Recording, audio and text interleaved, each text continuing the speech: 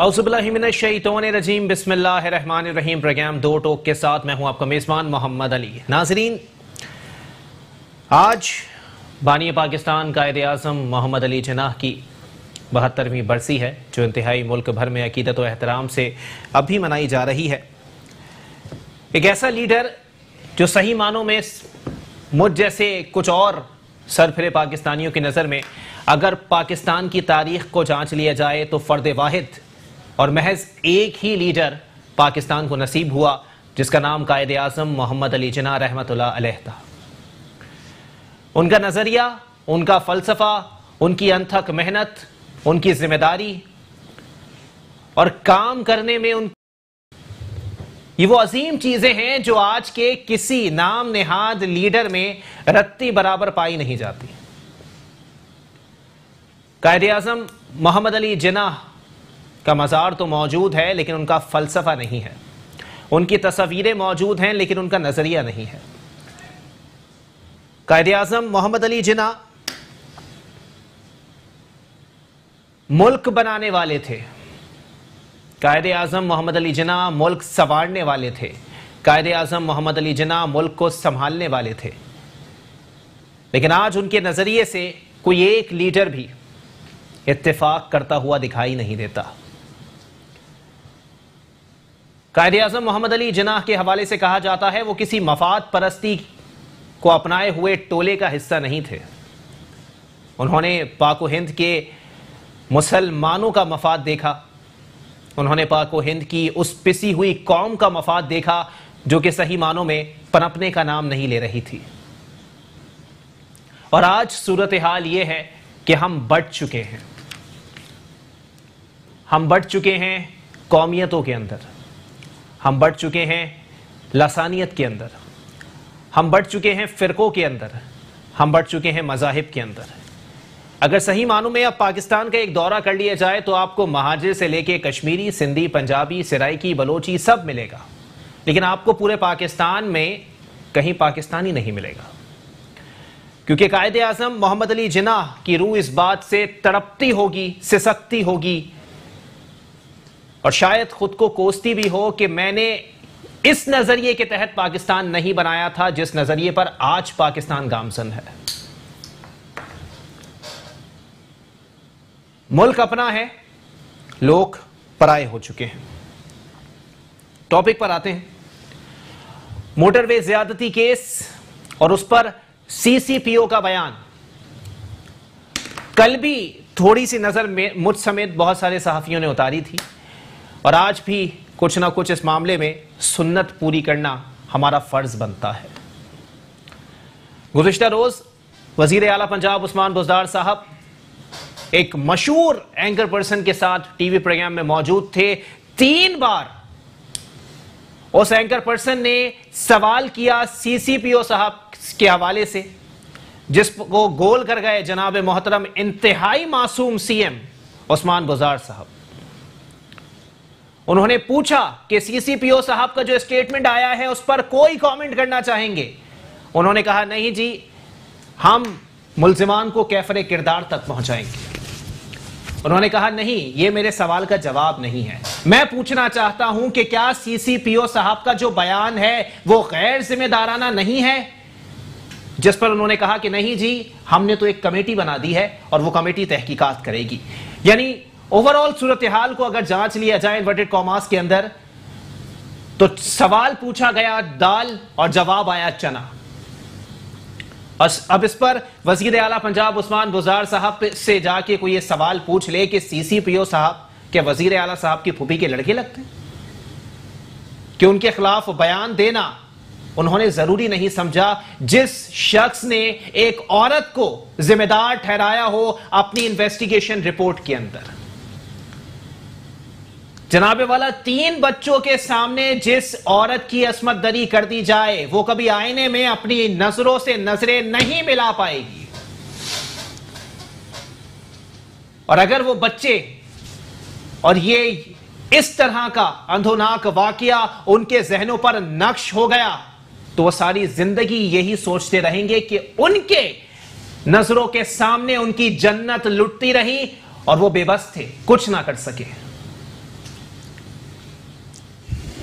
कल भी फैसल वाडा साहब के स्टेटमेंट से मैंने एतराफ किया था, इत्तेफाक किया था, आज भी करूंगा। फैसल वाडा साहब जिस जिद्दोजहद के लिए जा रहे हैं, मैं उनका साथ देने का ऐलान करता हूं। सरेआम ज्यादती के मुल्जिमान को फांसी दी जाए और उन अफसरान को भी तख्तेदार के करीब से एक चक्कर लगवा दिया जाए जो कि उन लोगों को सेव करते हुए ऐसी रिपोर्ट जारी कर रहे हैं जिस पर लोगों में गम और गुस्सा पाया जाता है। कराची के ऊपर आते हैं। एमक्यूएम पाकिस्तान 22 सितंबर को हुकूक कराची रैली निकालने जा रही है। डॉक्टर खालिद मकबूल सिद्दीकी साहब का स्टेटमेंट बावजू होकर आपके सामने गोश गुजार कर रहा हूं। सूबा गद्दारी है तो आइन में भुट्टो साहब ने यह ऑप्शन क्यों डाला? दूसरी बात, विफाक और रियासत बताए कि कानूनी मुतालबे भी गद्दारी होंगे। जो सिंध की तकसीम को गद्दारी कहता है वो खुद अब सबसे बड़ा गद्दार है। ये सिंध को सूबा नहीं मुल्क समझते हैं। उसके बाद उन्होंने अपने ही इत्तेहादी जमात यानी कि वफाकी हुकूमत पर तनकीद की और उन्होंने कहा कि पाकिस्तान तहरीक इंसाफ के 14 एमएनएस को कराची में कोई जानता ही नहीं है और शायद वो सस्ती शोहरत के लिए ओछे हथकंडे अपनाते हुए दिखाई देंगे। साथ ही साथ पाकिस्तान तहरीक इंसाफ के रहनुमा खुर्रम शेर जमान साहब भी आज पहुंचे हैं एडमिनिस्ट्रेटर ऑफिस और उन्होंने एडमिनिस्ट्रेटर कराची इफ्तिखार शलवानी साहब से मुलाकात की। बाहर निकल के जो उनका स्टेटमेंट सामने आया उससे बेसाख्ता मेरी हंसी निकल गई कि जनाबे वाला उन्होंने आके कहा कि जिस तरह मेयर साहब रोते रहे उस तरह एडमिनिस्ट्रेटर साहब भी रोते रहेंगे क्योंकि सिंध हुकूमत ने एडमिनिस्ट्रेटर साहब को मामू बना दिया है।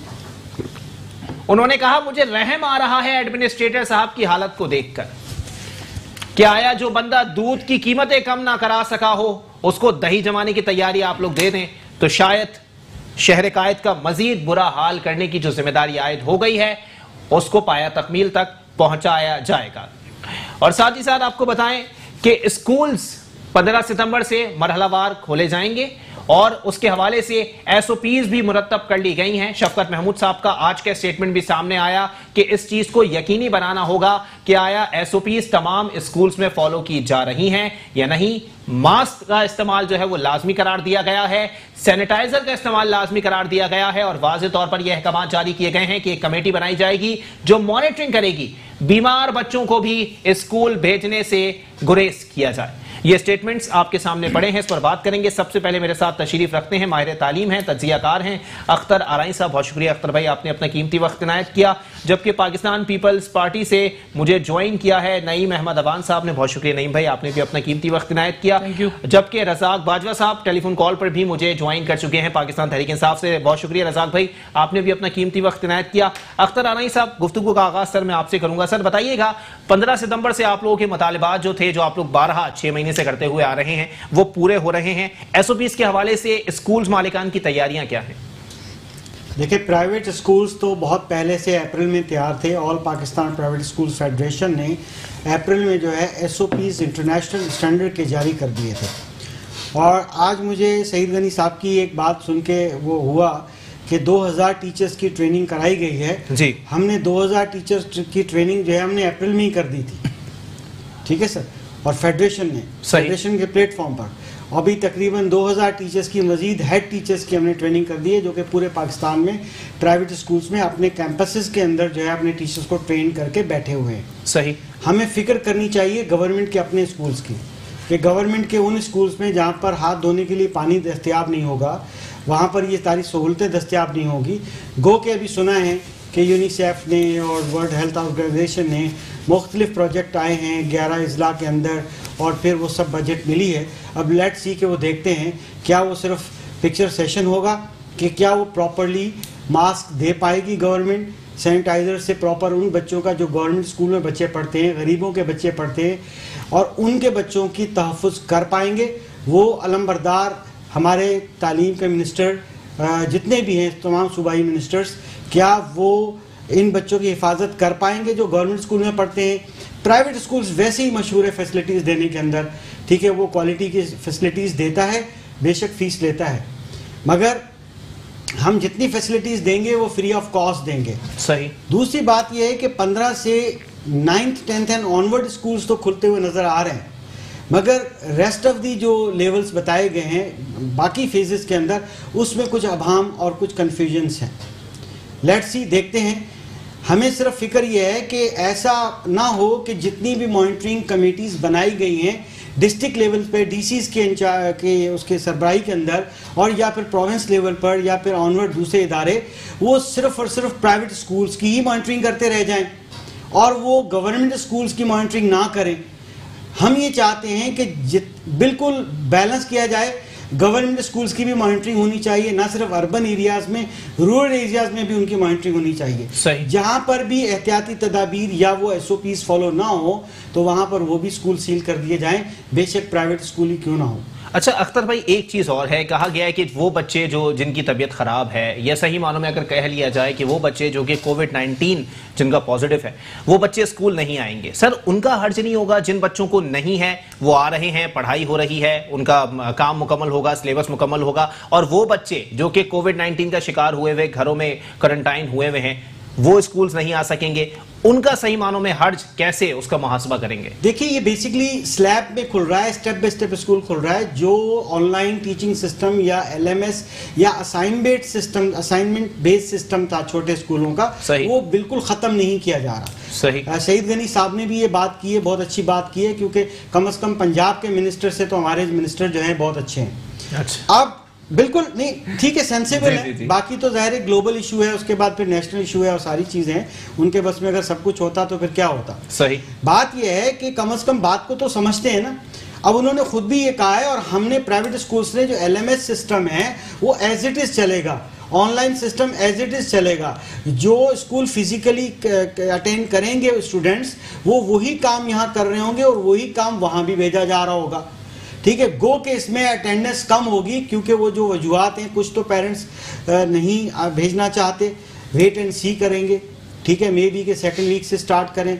कुछ पेरेंट्स जो हैं वो वैसे ही जो है वो जाहिर है कि अगर उनके बच्चों की तबीयत खराब होगी, कुछ प्रॉब्लम्स होंगे तो वो वैसे ही केयर करेंगे, तो अटेंडेंस बहुत कम होगी, इसमें कोई शक नहीं। तो हम लोग वो जो पुराना लर्निंग मैनेजमेंट सिस्टम था या ऑनलाइन सिस्टम था तो वो एज इट इज चलता रहेगा, पैरेलल चलेगा, एक साथ चलेगा और एक ही तरह का लेसन और एक ही तरह की एक्टिविटीज़ कराई जा रही होंगी।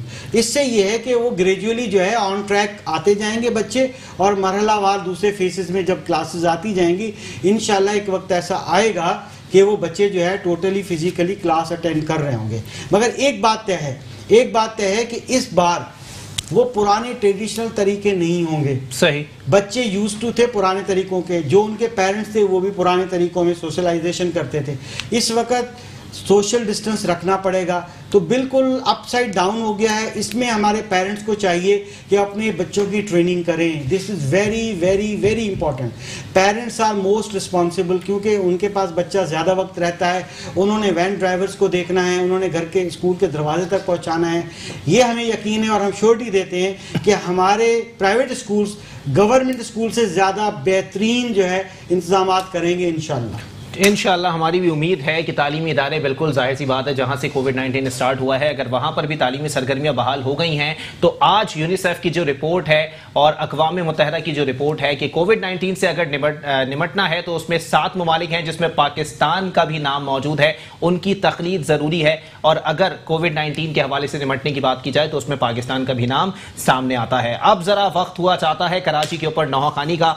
नईम अहमद अवान साहब पाकिस्तान पीपल्स पार्टी से मेरे साथ मौजूद है। नईम भाई, पहला सवाल सर आपसे है कि खुर्रमशेर जमान साहब ने आज कहा कि आपने जो है वो एडमिनिस्ट्रेटर कराची को लगाया है जिसको हम फर्जंदे जरदारी का नुमाइंदा समझते हैं, और दूसरी बात ये कि जिस तरह आप लोगों ने मेयर को मामू बनाया था उस तरह आपने एडमिनिस्ट्रेटर को मामू बनाया है, हाथ पैर बांध के तालाब में फेंक दिया। अब वो बंदा डूबे या नहाए ये उसके ऊपर डिपेंड करता है, आपका जवाब। बिस्मिल्लाहिर्रहमानिर्रहीम। देखिए, बात ये है कि एक जमात थी यहाँ कराची के अंदर और बात ये कि उनके पास मैंडेट था और 2013 अगर मैं बलदियाती एक्ट की अगर मैं थोड़े समय उस पर बात करूं तो 2013 के अंदर कराची के अंदर एक बड़ी भारी अक्सरियत के साथ इनके पास गवर्नर, फिर इसी तरीके से बात ये कि MP, MNA, फिर इनके मेयर, डिप्टी मेयर और कई तादाद में, कई दर्जनों, कई सैकड़ों की तादाद में इनके जो है वो चेयरमैन भी थे।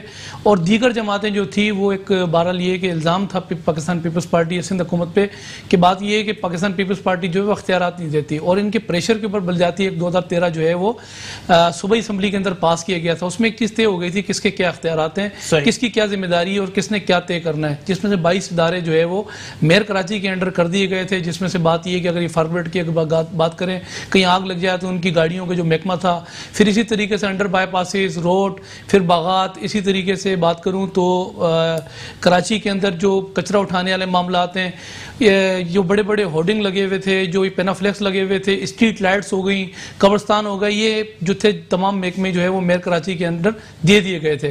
इख्तियार जिनके पास थे वो 4 साल तक बात ये कि रोना गाते रहे। और अगर 1978 से बात करूं तो उस वक्त अब्दुल सत्तार अगवानी 12 साल जमात इस्लामी का मेयर, फिर उसके बाद नेमतुल्लाह, फिर फारूक सत्तार, फिर इसी तरीके मुस्तफ़ा कमाल, फिर इसी तरीके से बात ये कि वसीम अख्तर। और ये सारे टर्नओवर के अंदर अगर पीछे चले जाएं इससे 4 साल पहले तो किसी ने इख्तियारात का रोना नहीं गाया, लेकिन ये वाहिद वसीम अख्तर साहब थे जो इख्तियारात का रोना गाते गए और रोते गए। और कराची के अंदर इलेक्शन में सबसे पहले MQM ने इल्ज़ाम लगाया था कि हमारा मैंडेट चोरी किया गया है। कराची वालों ने इलेक्शन में इनको बाहर कर दिया, हमें जरूरत नहीं है MQM की, अब कलाशनकोव नहीं है कराची के अंदर। अच्छा। और MQM को कमाल ये कि इन्होंने गले से लगा के वापस इन कर दिया, नहीं जी आप हमारे नफीस जमात हैं, हम आपको जाने नहीं देंगे कहीं पर भी।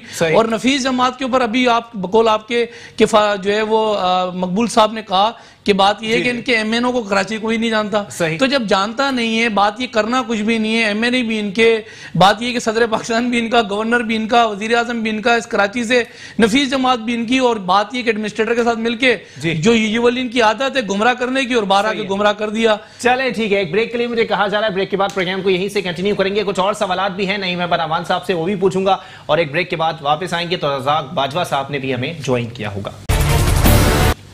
वेलकम बैक नाज़रीन, प्रोग्राम के सिलसिले को आगे बढ़ाएंगे। रज़ाक बाजवा साहब मेरे साथ मौजूद है, जरा मुझे बता दीजिएगा।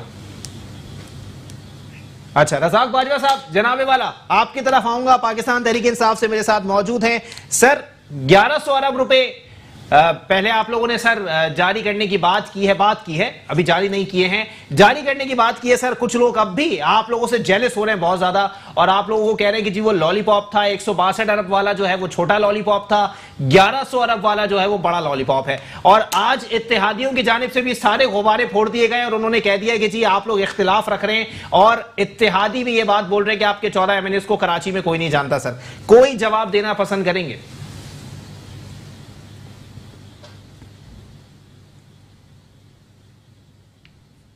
रज़ाक कोई आवाज आ रही है आपको? जी मुझे बिल्कुल आवाज आ रही है, आपको आवाज आ रही है? जी जी मुझे आ रही है। सर सवाल सुना आपने? जी मैंने सवाल बिल्कुल आपका पूरा सुन लिया। मैं जवाब सुनना पसंद करूंगा। जी, अब ये है जो 1100 अरब रुपए दिए हैं प्राइम मिनिस्टर साहब ने कराची की हालात बदली करने के लिए, या जो सूरत हाल इन बदबख्तों ने, दोनों जमातों ने, यानी पीपल्स पार्टी और मैं MQM दोनों को इसका कसूरवार ठहराता हूँ। जो हमारे इत्तेहादी हैं वो उन्हें भी पता है वो कितने हमारे इत्तेहादी हैं, और हमें भी उनका पता है। और जो उन्होंने गुल खिलाए हैं इस शहर की सूरत हाल को तब्दील करने में, इसकी रोशनियों को छीनने में, वो भी किसी से ढकी छुपी बात नहीं है। रहा पीपल्स पार्टी और पीपल्स पार्टी का सवाल, तो हम 1 टका नहीं देंगे। 1100 अरब रुपए में 11 रुपए इनको नहीं देंगे। ये पैसे फेडरल गवर्नमेंट खुद खर्च करेगी गवर्नर साहब के थ्रू, और हमें कराची को दोबारा से 80 वाला कराची लेकर आना है, 82 वाला कराची बनाना है। इन जमातों ने, यानी दोनों जमातों ने जो गुल खिलाए, यानी MQM 30 साल, पीपल्स पार्टी कंटिन्यू 12 साल, और सारे मिला के 30 साल। ये 2 जमातें PTI पर और इमरान खान पर तनकीद कर रही हैं, जिनका माजी हाल मुस्तकबिल दोनों डूबा हुआ है। तो मैं अब ये करूं कि ये 1100 रुपया हमने किसी को नहीं देना, ये इंशाल्लाह गवर्नर साहब और जो मुल्की इदारे हैं वो खर्च करेंगे इस शहर के ऊपर। ये देखें इन्होंने क्या इंक्रोचमेंट की सूरत हाल में शहर का क्या किया। अब पीपल्स पार्टी को तो सारी दुनिया का बजट दे दिया जाए, पूरे अमेरिका जितना बजट इनको दे दिया जाए तो भी ये खा जाएंगे। अच्छा रज़ाक बाजवा साहब, एक थोड़ा सा तवक्कुफ कीजिएगा इस बात पे। आपने कहा जी इत्तेहादी जो है हमारे, उन्होंने भी बड़े गुल खिलाए हैं, मुखालिफिन जो हैं हमारे, उन्होंने भी बड़े गुल खिलाए हैं। चले इत्तेहादियों की बात कर लेते हैं, मुखालिफिन का तो काम ही तनकीद करना है। इत्तेहादी एक बात बोल रहे हैं, खालिद मकबूल सिद्दीकी साहब का दोबारा जिक्र करता चलूं, वो कहते हैं कि भाई खुदा का वास्ता कराची वालों को ये बता दो किन हाथों से ये 1100 अरब रुपए खर्च करोगे कराची के अंदर, क्योंकि 140 से आपने नाफिज नहीं किया, 149 से आपने नाफिज नहीं किया, गवर्नर आज आपने सिंध में लगाया नहीं है, तो कैसे कोई सूबा जो है वो 18वीं तरमीम की खिलाफ वर्जी करने देगा? देखिए आगे लोकल गवर्नमेंट आ रहे हैं कराची में, इंशाल्लाह ताला इस बार जो मेयर कराची जो होगा वो PTI से होगा। ये इंशाल्लाह कराची ने फैसला पहले से दे दिया है। अच्छा। हमारे 14 MNAs को कोई नहीं जानता जी भाई, आपको तो जानते हैं ना, आपने क्या गुल खिलाए शहर में, आपने 30 सालों में क्या दिया है शहर को सिवाय लाशों के।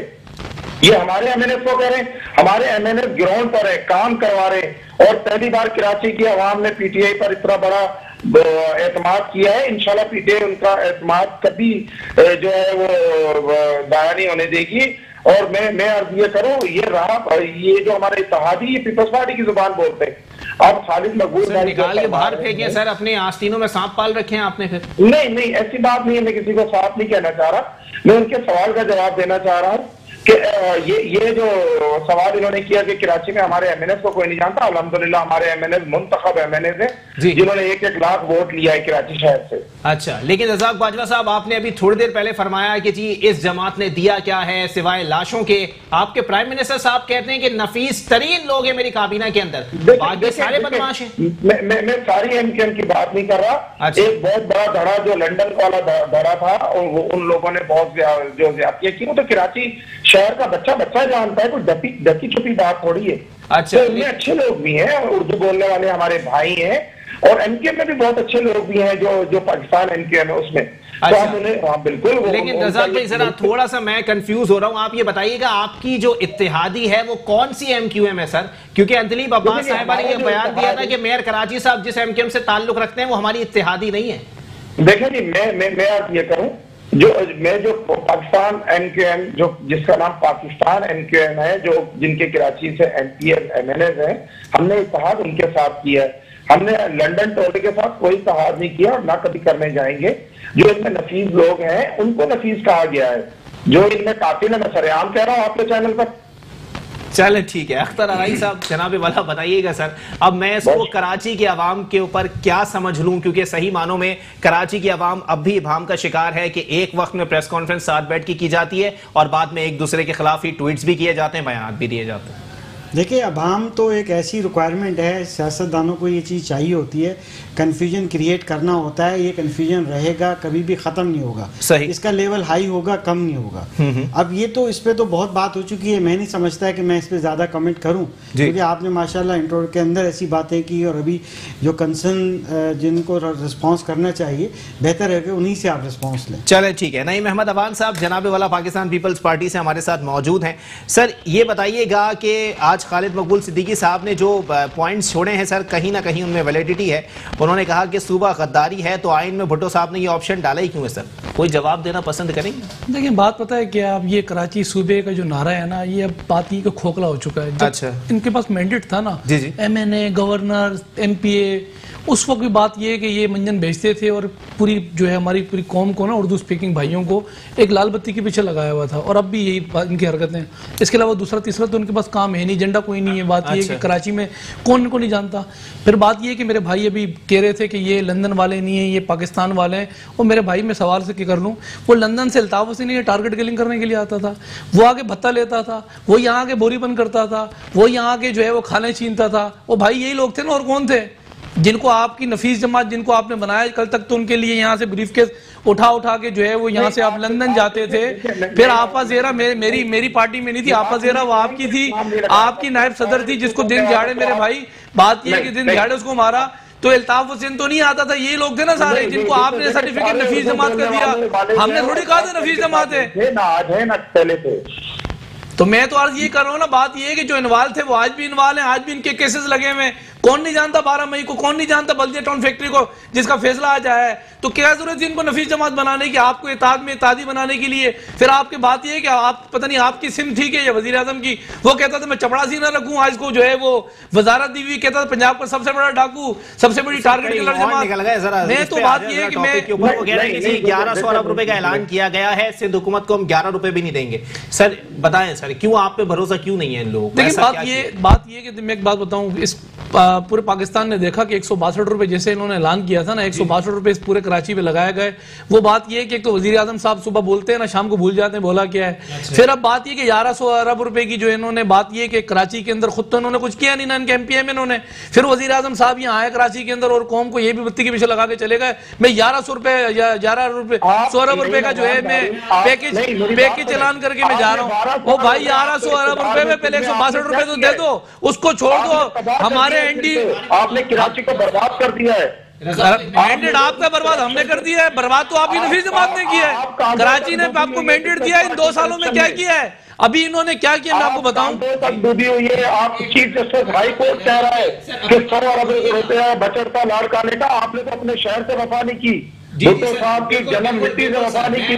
100 अरब का 100 अरब खा गए, जाए लाड़काने का हाल देखे आप। नहीं फिर निकल जाते हैं केपी के अंदर, वो किधर के इतना आपके एहतसाब कमीशन, वो किधर के खैबर जो है वो बैंक स्कैंडल, वो किधर के हेलीकॉप्टर केस, वो किधर के मालन जब्बा केस, वो किधर के अलीमा खान जो चोरी करके इस कौम का लेके कौम का पैसा लेके भाग गई, फिर किधर के आपका जो है बनी गाला की 2 नंबर जो जमीन जिसके ऊपर सुप्रीम कोर्ट ने आपको तंबीदी के 3 दफा कहा कि उसको लीगलाइज करा के दे दे। और मेरे भाई वो एहतसाब कमीशन का है जो आपने केपी के अंदर बनाया था, जो पूरे सूबे को खा के चले गए। बात करें दलाल से बात करें, बात ये कि कभी उधर लगा देते हैं कभी इधर कौम को लगा देते हैं। अभी कराची के अंदर इन्होंने जो में तासीन बनाया वहां ताड़ियां बजवाई वर्ल्ड कप के ऊपर। अपना बताओ आपने क्या किया कराची के अंदर? 2 साल से मैंडेट लेके कराची का बैठे हो भाई, क्या किया कराची में? कौन सा मेगा प्रोजेक्ट हमने स्टार्ट किया है? आप पीपल्स पार्टी के कारकुन ने आप बिल्कुल दरबारियों का किरदार अदा कर रहे हो। बात तो सारी यही है ना, इन जैसे 100 बंदे रखे हुए हैं पीटीआई ने, इमरान खान ने, जो लोगों को जो है ना बताते हैं साहब को हुकूमतों ने चोरी की। अपना बताओ तुमने क्या किया है 2 सालों के अंदर? झाड़ी में रखे हुए खामा के कौम पर गलत बत्ती के पीछे लगाने के लिए। फिर मैं आपकी तरफ आता हूं सर, इस तरह टाइम जाया हो रहा है। आप अपने टाइम पे बात करें, मैं अपने टाइम पे बात करूं। तनकीद करता है जी जी भाई, जमहूरियत का उसूल है तनकीद बर्दाश्त करो ना आप लोग। 126 दिन का जब वो धरना दिया था तनकीद, उस वक्त तनकीद नहीं कर रहे थे। नहीं हो सकेगी ना, आवाम को कुछ समझ में नहीं आ रहा। रज़ाक भाई मेरी गुजारिश है, पार्लियामेंट में लानते भेजकर पीटीवी पे हमले कराकर आए उस मुल्क के अंदर बात कर रहे हो। रज़ाक भाई नहीं भाई, एक मिनट देखिए, अपनी अपनी बारी पे बात करिएगा, ठीक है रज़ाक भाई? यानी पीपल्स पार्टी के इलेक्शन के खिलाफ बात करने लग गई है, ये कौन सी दुनिया आ रही? मैं आ रहा हूं सर, बिल्कुल आप अपनी बारी पे तनकीद कीजिएगा सर, मैं बिल्कुल नहीं रोकूंगा आपको। मैं नईम भाई से जवाब ले लूं, उसके बाद मैं आपकी तरफ आता हूं। जी नईम भाई देखिए, बात ये है कि कराची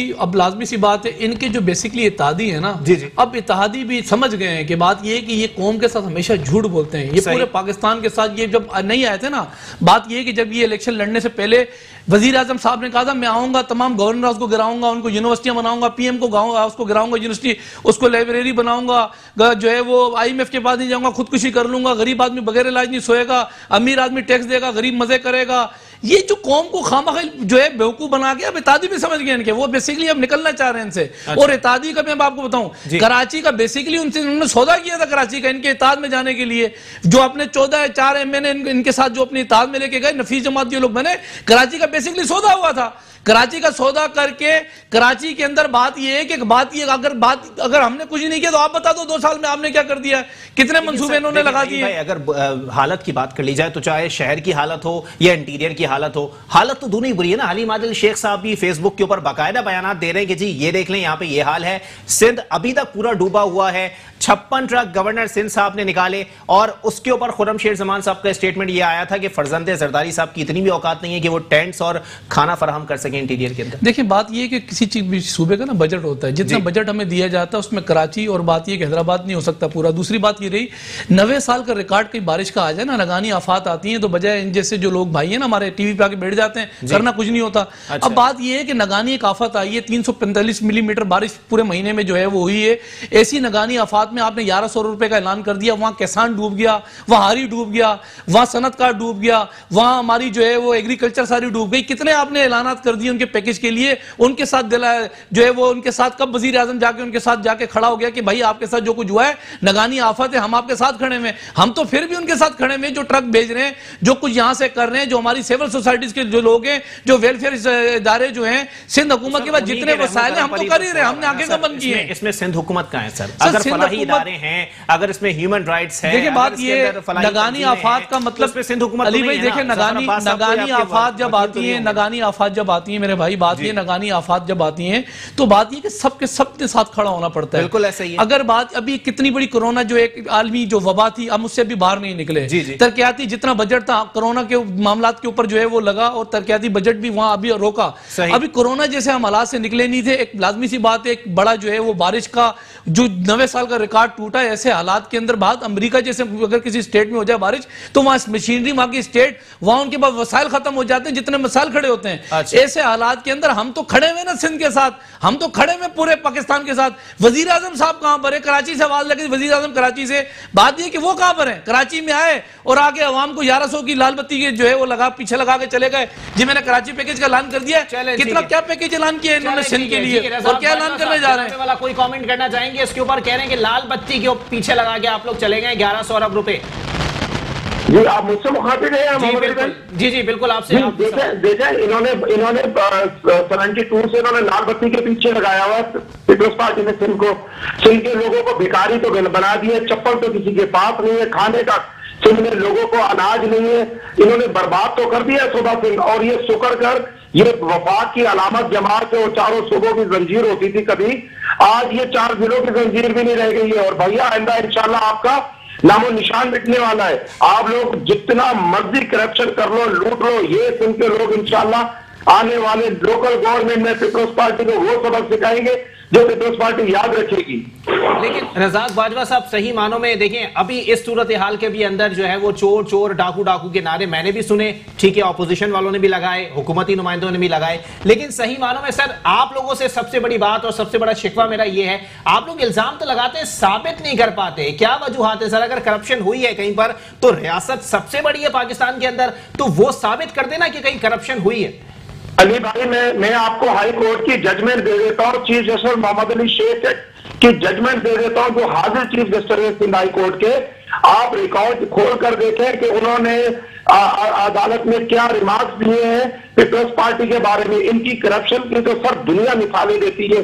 जब पाकिस्तान की सिंध की सबसे बड़ी अदलियत है, अगर जज फैसला दे देता इनकी करप्शन के खिलाफ तो ज्यादा अच्छा नहीं हो जाता सर? उसको आप थोड़ा सा जो है वो हाईलाइट करते। देखे अगर कोई इनके खिलाफ फैसला भी आता तो एप्लीमेंट कौन करेगा? एप्लीमेंट कौन करेगा? सारी मशीनरी इनके अंडर है। अच्छा तो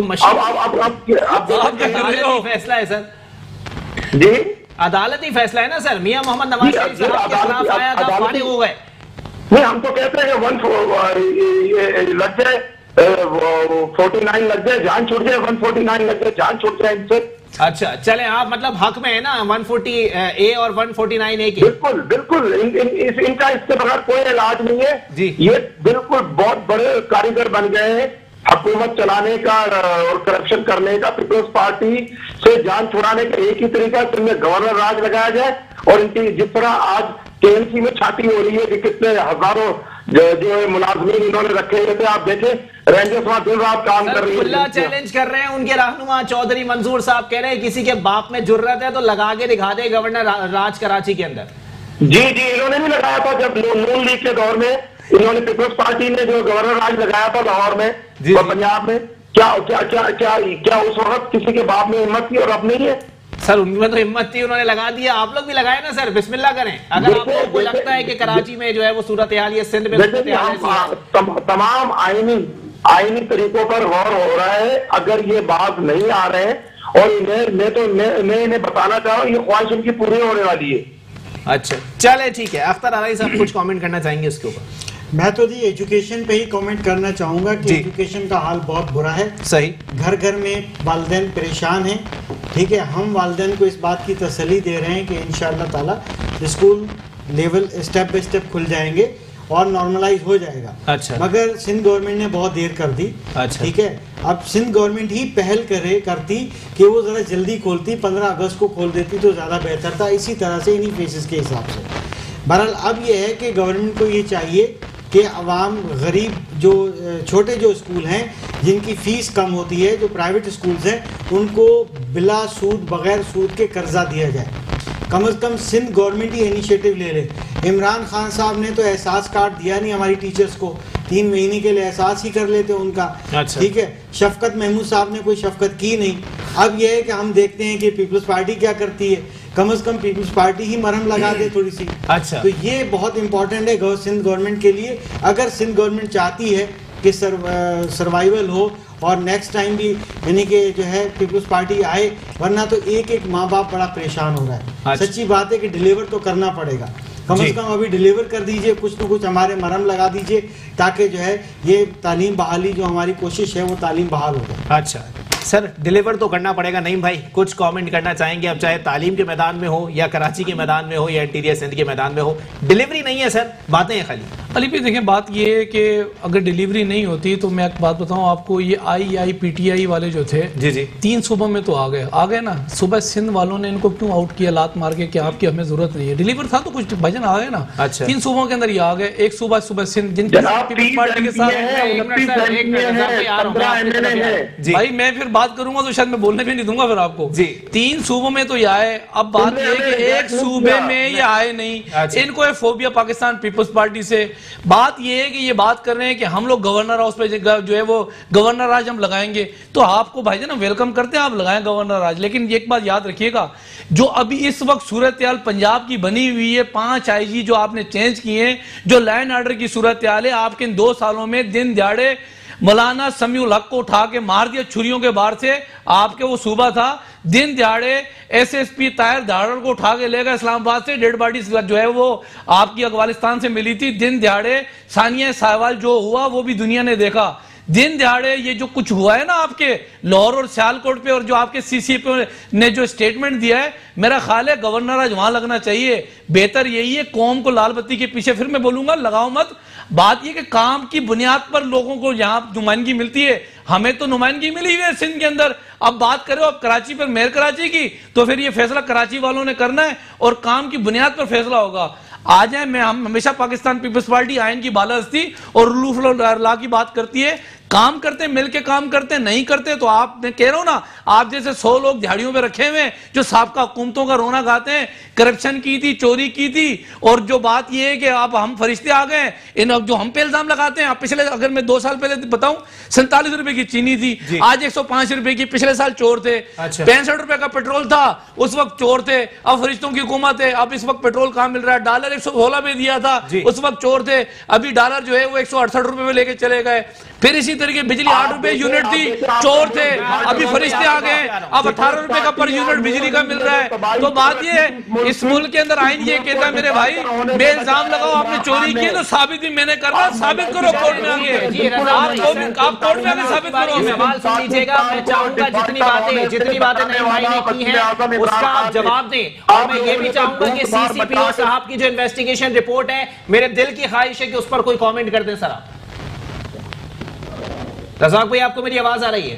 जी जी, क्या फरमा रहा है? मैं ये कह रहा हूं सर, जितनी बातें नईम भाई ने की हैं, मैं चाहूंगा उस पर तो कमेंट आप करेंगे ही सर, लेकिन मैं चाहूंगा कि CCPO साहब का जो स्टेटमेंट आपका इसके सानेह के हवाले से आया है, मोटरवे के सानेह के हवाले से, उस पर भी आप कुछ कमेंट करें सर। एक अफसर का इतना गैर जिम्मेदाराना बयान, अगर सही मानों में मैं उस वक्त सीट पे होता, मैं उठा के बाहर फेंक देता ऐसे अफसर को। उन्हें मुअत्तल कर दिया गया, आपकी इत्तला के लिए उन्हें हटा दिया गया है। मुअत्तल कर दिया गया CCPO साहब को? जी नहीं भाई, तस्दीक करेंगे? बात ये है कि क्योंकि कुछ टाइम पहले तो ऐसी कोई रिपोर्ट नहीं थी और मुअत्तल कर दिया गया। कितने घंटे बाद मुअत्तल किया है?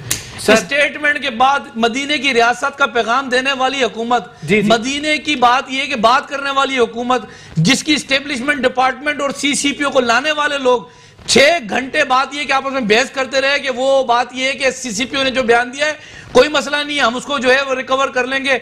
बेहतर था जिस टाइम स्टेटमेंट आया था तो इमरान खान साहब कहते थे किसी दरिया के किनारे जानवर कुत्ता भी मर जाए तो फिर बात यह कि उसकी जिम्मेदारी जो आती है वो हुकूमत वक्त पे आती है, हुकूमत वक्त जो है उसकी जिम्मेदार होती है।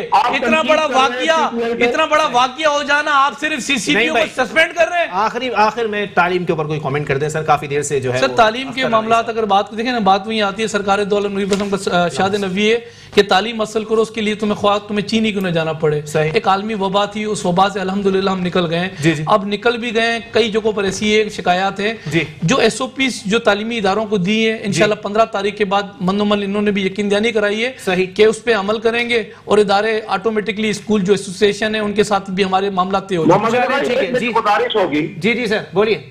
ये नईम साहब से ये भी जरा आप गुजारिश कर दें कि सिंध में जिन स्कूलों में गधे घोड़े आपने बांधे कम से कम उन्हें तो बाहर निकाल दे। चलें ठीक है, बहुत शुक्रिया रज़ाक बाजवा साहब पाकिस्तान तहरीक इंसाफ से मेरे साथ मौजूद थे। नईम अहमद अवान साहब पाकिस्तान पीपल्स पार्टी से। अख्तर भाई, तालीम के हवाले से कोई आखिरी मुतालबा आप करना चाहेंगे? कोई टाइम खत्म हो गया मेरे पास। बस आखिरी मुतालबा यही है कि बहुत से स्कूल बंद हो चुके हैं। प्राइवेट स्कूल जो छोटे कम फीस लेने वाले थे, हम उसके लिए बहुत परेशान हैं, क्योंकि उनको जो है बिलासूद कर्जे गवर्नमेंट कम से कम अपनी बजट से दे। सही, ये बहुत बड़ा इंपॉर्टेंट है। और दूसरा ये है कि जितने सिंध गवर्नमेंट के टैक्सेस हैं वो प्राइवेट स्कूल्स के माफ़ कर दिए जाएं, कम से कम 6 मंथ के टैक्सेस माफ़ कर दिए जाएं, जितने भी उनके महकमे डिपार्टमेंट्स आते हैं, क्योंकि डिपार्टमेंट्स तंग करते हैं, बड़ी परेशानी होती है, ठीक है। और अगर हो सकता है तो कई ऐसी से कोई रिलीफ दिलवाया जाए। चलें ठीक है, बहुत शुक्रिया। अख्तर अराई साहब मेरे साथ मौजूद थे, नईम अहमद अवान साहब और रज़ाक बाजवा साहब मेरे साथ मौजूद थे। आप तीनों मेहमानान का बहुत बहुत शुक्रिया। किसी चीज़ का कंक्लूजन निकलना शायद अब नामुमकिन सा दिखाई देता है। आगे आने वाले वक्तों में ये चीज़ें खुलकर सामने आएंगी कि आया 1100 अरब रुपए भी क्या 162 अरब रुपए साबित होंगे। अब तक इस चीज़ का और इस कंफ्यूजन को दूर नहीं किया गया है कि ये 1100 अरब रुपए जो अनाउंस किए गए हैं ये खर्च किस तरह होंगे, लगेंगे किस तरह कराची के ऊपर। आया आने वाले वक्तों में ये चीज़ें खुलकर सामने आ जाएंगी। इसी के साथ अपने मेज़बान मोहम्मद अली को दीजिए इजाज़त। अल्लाह हाफ़िज़।